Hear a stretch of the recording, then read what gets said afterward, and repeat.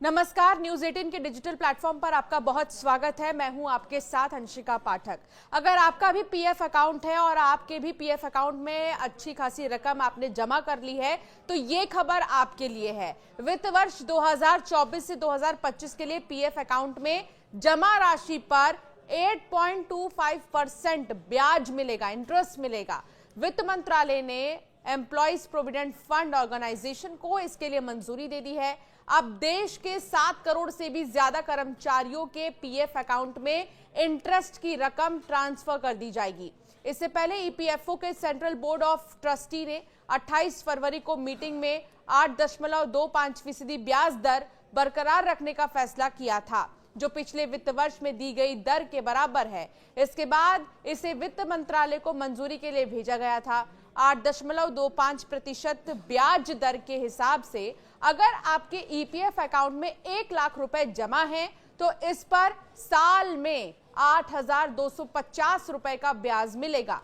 तो वहीं PF account में 1 अप्रैल 2024 तक वित्त वर्ष 2024 से 25 के लिए ओपनिंग बैलेंस कुल 5 लाख रुपए अगर जमा है तो ऐसे में आपको 8.25% की ब्याज दर के हिसाब से 5 लाख पर 41,250 रुपए इंटरेस्ट के रूप में मिलेंगे। ईपीएफओ एक्ट के तहत कर्मचारी की बेसिक सैलरी प्लस डीए का 12% पीएफ अकाउंट में जाता है, तो वहीं कंपनी भी कर्मचारी की बेसिक सैलरी प्लस डीए का 12% कंट्रीब्यूट करती है।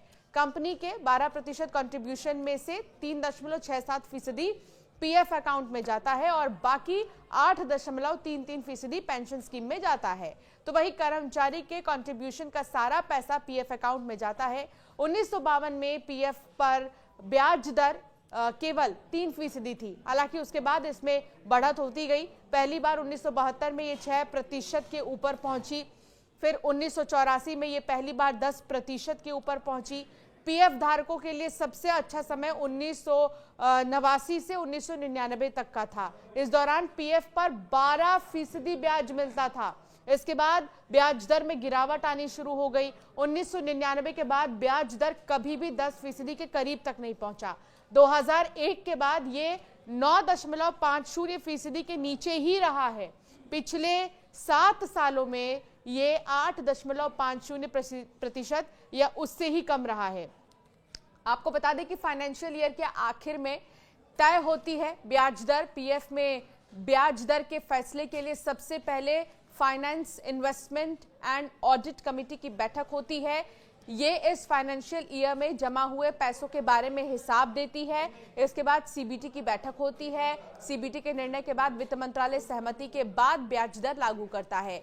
ब्याज दर पर फैसला फाइनेंशियल ईयर के आखिर में होता है। तो 7 करोड़ से ज्यादा कर्मचारी ऐसे हैं जिनको इंटरेस्ट का जो लाभ है वो मिलेगा। आपके अकाउंट में जितने भी पैसे जमा हैं, अगर 1 लाख जमा है तो उस पर अगर 8.25% जो है इंटरेस्ट लगता है, तो जितना 4,000 से ज्यादा जो है आपके अकाउंट में इंटरेस्ट ट्रांसफर हो जाएंगे। तो फिलहाल ये जो है मोटा मोटी रकम जो है 8,000 के करीब जो इंटरेस्ट है, 1 लाख के ऊपर अगर आपकी रकम है आपके अकाउंट में तो आपके अकाउंट में वो ट्रांसफर होंगे। इसी तरह अगर किसी के 5 लाख रुपए हैं तो 41,000 से ज्यादा जो है इंटरेस्ट आपके अकाउंट में आएंगे।